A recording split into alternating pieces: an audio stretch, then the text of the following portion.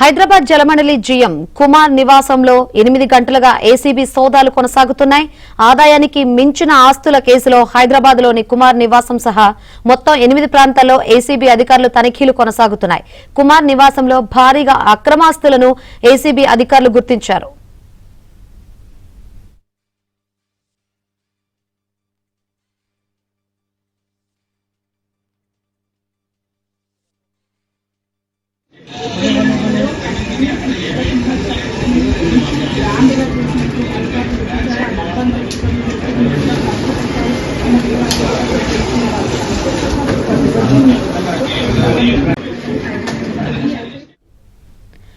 కుమార్ 100 కోట్లకు పైగా అక్రమాస్తులు పోగేసినట్లు ఏసీబీ అధికారులు గుర్తించారు. కుమార్ నివాసంలో 1,20,00,000 నగదు, కిలోన్నర బంగారం, 2.5 కిలోల వెండిని సీజ్ చేశారు.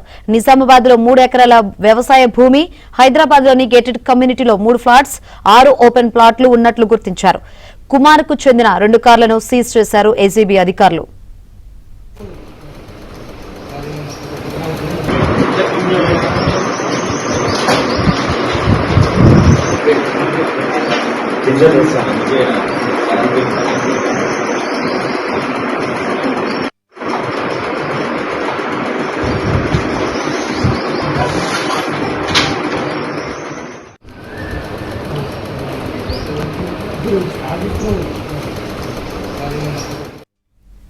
హైదరాబాద్ జలమండలి జీఎం కుమార్ నివాసంలో 8 గంటలుగా ఏసీబీ సోదాలు కొనసాగుతున్నాయి. ఏసీబీ సోదాలు సంబంధించి మరిన్ని వివరాలు అందించేందుకు మా ప్రతినిధి మణికంఠ లైవ్ ద్వారా సిద్ధంగా ఉన్నారు. మణికంఠ, ఇప్పటి వరకు ఏసీబీ అధికారులు ఎంత మేర సీజ్ చేశారు, ఎంత మేర అవినీతి జరిగిందని గుర్తించారు?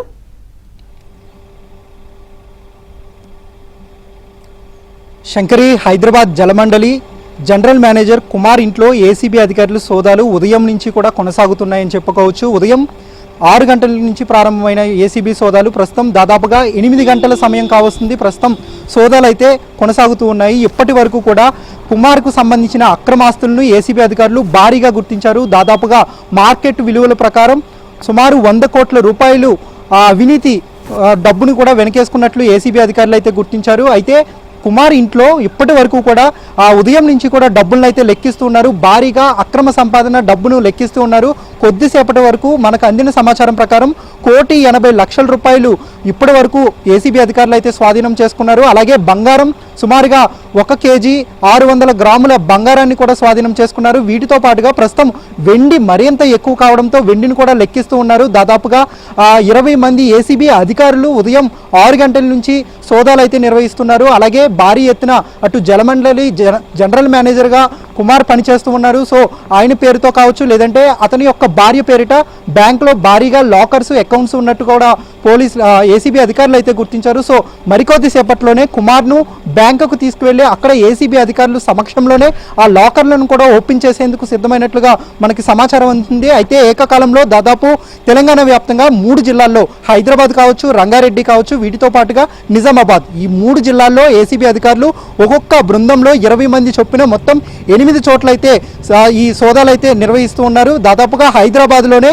3 చోట్ల ఓపెన్ ఫ్లాట్లతో పాటు 6 చోట్ల ఫ్లాట్లను గుర్తించారు. ఇవన్నీ కూడా ఖరీదైన ప్రాంతాల్లో ఉన్నట్లుగా కూడా తెలుస్తుంది. దాదాపు 100 కోట్ల పైనే ఈ డబ్బంతా కూడా అక్రమ సంపాదనగా ప్రస్తుతం ఏసీబీ అధికారులు అయితే గుర్తించారు. అసలు ఈయన సర్వీస్లో ఎప్పుడు జాయిన్ అయ్యాడు, అలాగే ఎక్కడెక్కడ తన పదవులను నిర్వహించుకున్నాడు, ఏ విధంగా ప్రమోషన్లు పొందాడు, అలాగే ఇప్పుడు 2 కార్లను సీజ్ చేశారు. వీటితో పాటుగా భారీ ఎత్తున డబ్బును కూడా సీజ్ చేశారు. అలాగే కొద్ది నెలల క్రితమే కుమారి యొక్క ఆమె చిన్న కూతురికి వివాహం జరిగింది. సో ఆ వివాహ ఖర్చు కూడా చాలా 100 కోట్ల రూపాయల్లో వెచ్చించినట్లుగా కూడా తెలిసింది. అసలు ఆ డబ్బంతా కూడా ఎక్కడి నుంచి తీసుకున్నారు, ఎవరైనా గిఫ్ట్లు ఇచ్చారా, లేదంటే ఏ విధంగా ఈ డబ్బంతా వచ్చి చేరిందనే దానిపై కూడా ప్రస్తుతం ఏసీబీ అధికారులు అతని సమక్షంలోనే వాటికి సంబంధించిన ఇంటి డాక్యుమెంట్స్ కావచ్చు, ఫ్లాట్ డాక్యుమెంట్స్ కావచ్చు, బ్యాంక్ లాకర్లకు సంబంధించిన అకౌంట్ పత్రాలను కూడా అతని సమక్షంలోనే ఉంచుతూ అవన్నీ కూడా పరిశీలిస్తూ ఉన్నారు. ప్రస్తుతం ఈ సోదాలు సాయంత్రం వరకు కొనసాగే అవకాశం ఉన్నట్లుగా తెలుస్తుంది. అయితే ఈ రోజు సాయంత్రం 5 గంటలకు ఏసీబీ అధికారులు అధికారిక ప్రకటన విడుదల చేయనున్నారు, ప్రెస్ మీట్ నిర్వహించనున్నారు. కుమార్కు సంబంధించిన ఇప్పటి వరకు జరిగిన సోదాల్లో ఎంత మొత్తంలో డబ్బులు తేలింది, అలాగే అతని అక్రమ సంపాదన 5 గంటల లోపు ఎంత వచ్చిందనే దానిపై ఒక స్పష్టమైన క్లారిటీ ఇచ్చేందుకు ఏసీబీ అధికారులు తెలుస్తుంది. ప్రస్తుతం 5 గంటలకు ఏసీబీ డిఎస్పీ మజీద్ అలీఖాన్ ప్రెస్ మీట్ నిర్వహించి ఈ డబ్బుకు సంబంధించి అక్రమ సంపాదన నుంచి పూర్తి స్థాయిలో ప్రెస్ మీట్లో వెల్లడించనున్నారు. ప్రస్తుతం ఈ తనిఖీలు అయితే కొనసాగుతున్నాయని చెప్పుకోవచ్చు. Right, thank you Manikanta.